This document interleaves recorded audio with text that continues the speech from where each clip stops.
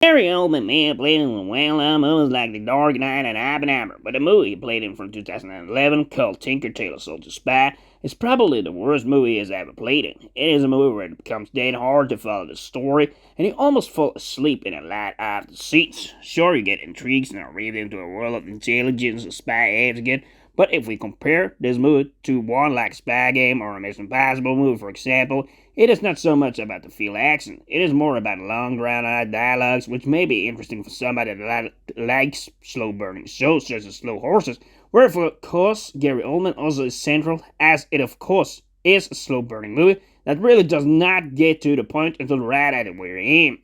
It is very strange when you have such a strong cast, just as Mark Strong, Colin Firth, Gary Oldman, and Tom Hardy, that you can't make a better movie. But at times, this movie is so boring and lifeless that, like I see it, you almost fall asleep in a lot of the seats. You have seen movies such as this, like Operation Mincemeat and Body of Lies, that more insult is movies that, of course, burn slow and there's not a lot of action or tension in it, but not as lifeless as in this movie.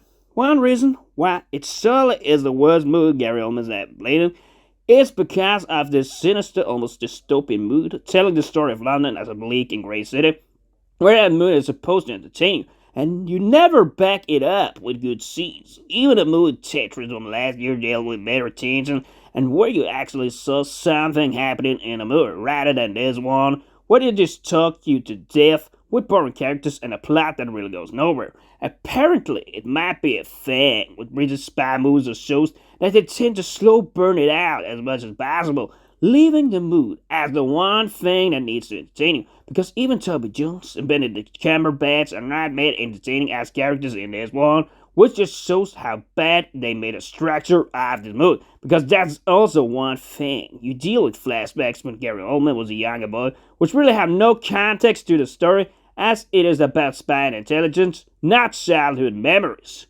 Even the end in this movie is not that good either, when everything is revealed, showing once again how this is the worst movie Gary Oldman has ever played in.